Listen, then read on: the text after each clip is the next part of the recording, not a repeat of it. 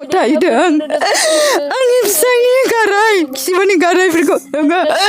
मेंखुरिया जोङो आंनि फिसायनि खिबुनि गारायफ्रा सुस्थ' मोननो हायो नोङो अनसुलि बिमानाव नोङो बिसना होदो रायख'ना होदो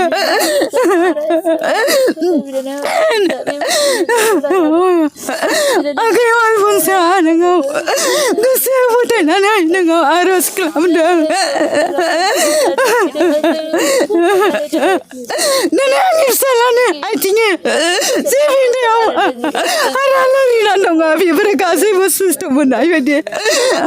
आगै आलफनसा नोङो आर'ज खालामदों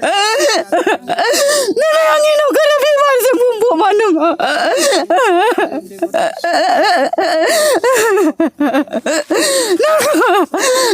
बिफा इसोरखौ आं बाख्नायनो रोङाखैब्ला सिबिनो रोङाखैब्ला दुखु होबायब्ला आंखौ निमाहा होदो आगै आलफनसा आं इसोरनि बोसोन बायदि आं मानिनो हागोन नाना नोङो आथिं बुदानो गथायदो गासै आंनि नाय गोरोन्थिफोरखौ नोङो निमाहा होदो गासै आंनि बेमारफ्रा आंनि फिसायनि बेमारफ्रा सुस्थ' मोननाय बायदि आगै आलफनसा बिसना होदो आरो रायख'ना होदो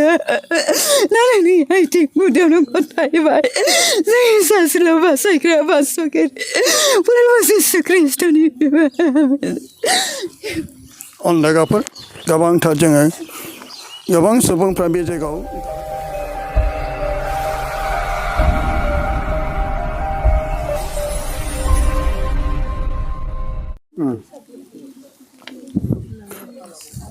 गासै फोथायारि आइ आफा आरो बिदा बिनानावफोर जों दिनै आरोबाव बे नानि आलफनसानि मांखरसालियाव गाव गावनि फोथायनायजों बिनि फसंनाय खाम्फा एबा बिनि फबनाय बे हाखरनि सायाव केन्डेल सावनायजों आगरबाथि सावनायजों न'खरनि जेंनाफोरखौ लानानै जों बिनिबिदों आलफनसा नोङो सोरगोआव थानानै जिसुनियाव नों बिसना होयोब्ला थारैनो गासै दुखुथियाफोरनि गाबनाय दुखु जेंनाफोरखौ नों बिसना होदो नोंनि मोदोमा बे हायाव फबजाबाय नाथाय जिउआ सोरगो रायजोआव आलफनसा फिसा 2023 मायथाइनि 4 एप्रिलाव नों जोंखौ नागारना थांदोंमोन नाथाय नोङो बे बुहुमखौ नागारना लांनो थांबाय दिनै नोंखौ गोबांथार अनो नोंखौ गोबां मानसिफोरा फोथायो आरो नोंनियाव गाव गावनि दुखुफोरखौ लानानै गोबांथार सुबुंफ्रा गाबै गाबै आर'ज खालामदों बेनिखायनो नोङो जोंनि थाखायबो आरो बे दुखुआव गोग्लैनाय गासै सुबुंफोरनि थाखाय नोङो अरायसम सोरगो रायजोआव बिसना होदो आगै आलफनसा नोङो गथायदों आंनि फिसायनि गाराय खिबुनि गारायफोरखौ नोङो मेंखुरिया जोङो आंनि फिसायनि खिबुनि गारायफ्रा सुस्थ' मोननो हायो नोङो अनसुलि बिमानाव नोङो बिसना होदो रायख'ना होदो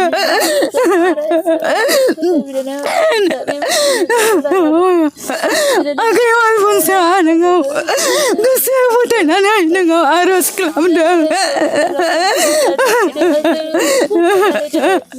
दिनै आंनि फिसालानो आथिंनि जेबिन्दायाव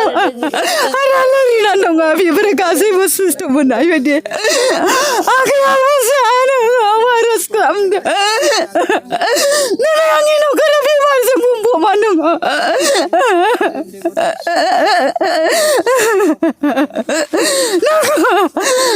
बिफा इसोरखौ आं बाख्नायनो रोङाखैब्ला सिबिनो रोङाखैब्ला दुखु होबायब्ला आंखौ निमाहा होदो आगै आलफनसा आं इसोरनि बोसोन बायदि आं मानिनो हागोन नाना नोङो आथिं बुदानो गथायदो गासै आंनि नाय गोरोन्थिफोरखौ नोङो निमाहा होदो गासै आंनि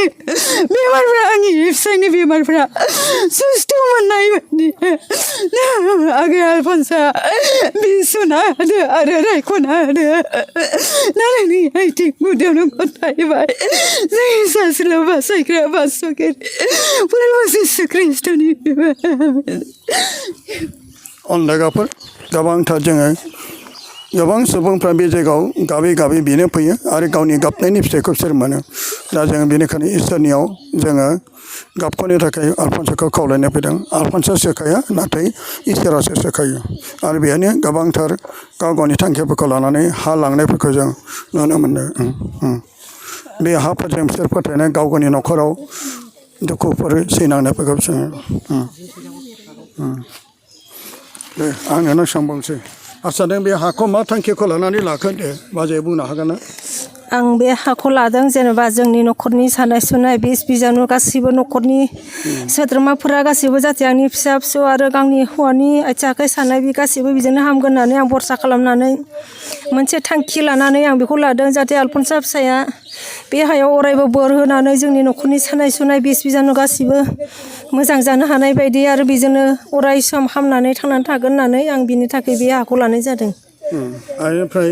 नोंथ' मा बे नानि आलफनसानि हाजों नोंहा माबा हामनायनि फिथाइ टेस्टिमनि होदोंमोन दा आं बिनि टेस्टिमनिया दिनै आंनि फोथायनानै फैबाय फोथायनानै फैदों आच्चा आङो बेखौ दैमाल'नो बे जायगायाव बिनो फै लेंहरदों ना नों गावनि गोसो जाना फैदों आंनि गावनि गोसो जेरै मबाइलाव नुदोंमोन आङो बेखौ फोथायनानै आं गावनि गोसोयै फैदों आंनो गावनो थांखि जानानै फैदों आरो हामनायखौ मोनदांनायजों लोगोसेनो आङो नोंथारगौ इसोरा आलफनसा फिसाया सोरगो रायजोआव दंमारो आरो बियो बोसोरनै बोसोरथामनि उनाव बियो फबजों दिग्लार होजागोन होननानै आं सानो गोसोनि साननाय गोसोजों आंनि गोसो थांखि लानानै गोबां मानसिफ्रा आलफनसानि बे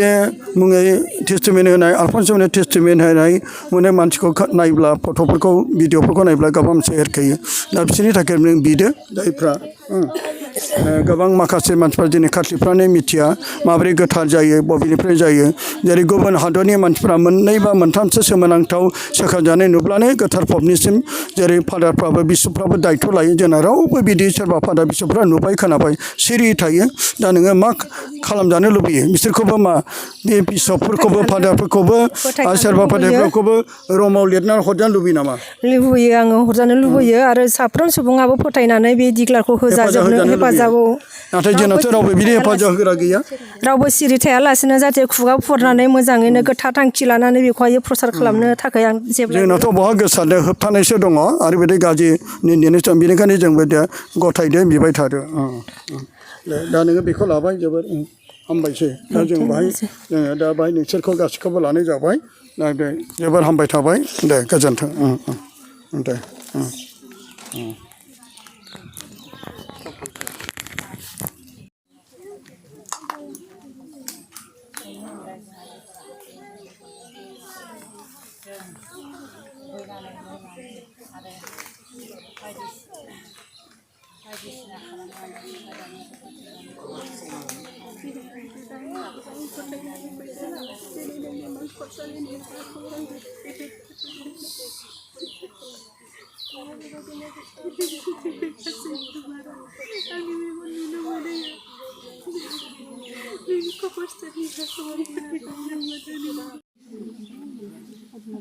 अनलायग्रा लोगोफोर दिनै जोङो आलफनसानि मांखरसालियावनो दंगासिनो दं आरो गोबां फोथायरिफ्रा बे जायगायाव फैनानै नानि आलफनसानि खाथियाव बे केन्देलखौ सावनानै आरो लोगोसे बिनि हाखौ लानानै आरो बिनि खाम्फायाव आरो बिनि फट'फ्राव गाव गावनि हाफोरखौ लानानै टाच खालामनानै बिसोर बिगासिनो दं जों नुनो मोन्दों गोबां बे जायगायाव फोथायरि आइ आफा बिदा फंबायफोरनि गाव गावनि मैखुनजों फोथायनाय बे जायगायाव गासै धोरोमनि बाथौ ब्रह्म हिन्दु ख्रिस्टान बाप्टिस्ट लुथारान गासैफोरखौ जों नुनो मोन्दों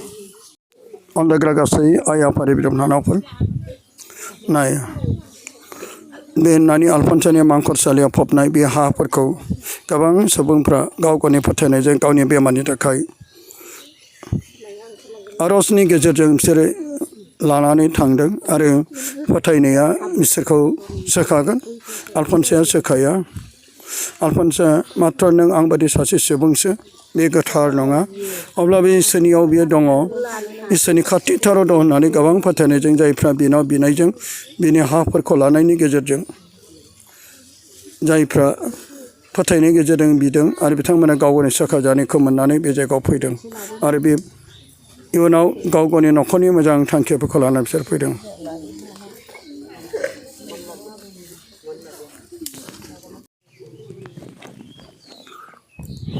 बेयो जोंनि अदालगुरि टाउन काथलिक मन्दिरनि मांखरसालि आरो बे मांखरसालियाव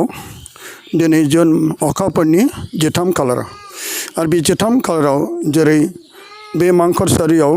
गोबां जोंनि आइ आफानि बिदा फंबाय बिनानावफ्रा गोबां सिखांफिननायनि मिजिंखौ लानानै इसोरनाव फोथायनानै बिसोर थैलांबाय आरो बिसोर थैना थांनाय बिदा फंबायफोरनि थाखाय जों बिनो फैदों लोगोसे दिनै जाय 2023 मायथाइनि 4 एप्रिल खालि जाय आलफनसा बर' नार्जारिया जोंखौ नागारना थांबाय बे आलफनसा बर' नार्जारिनियाव जेरै गुबुन गुबुन दिनाव गोबां सुबुंफ्रा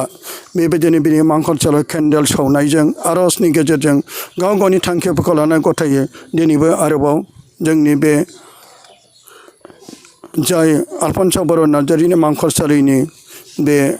बिनि फबनाय हाखराव केन्डेलनि सावनायजों गाव गावनि थांखिफोरखौ गथायनो फैदों आरो नायदो अनजागाफोर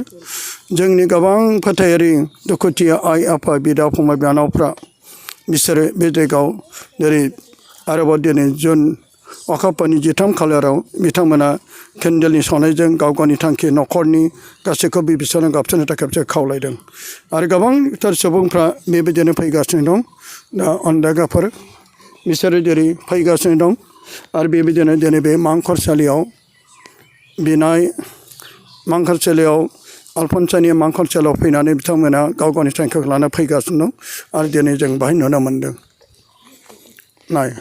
गोबां केन्डेल सावनाय बे जायगायाव बिनाय गाबनायजों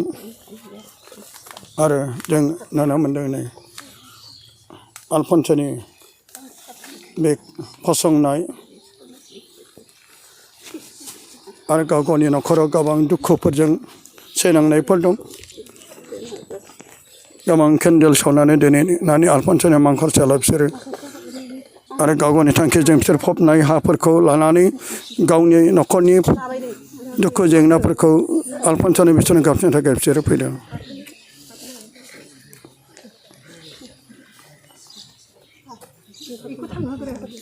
अनजागा लोगोफोर जों दा नुगासिनो दं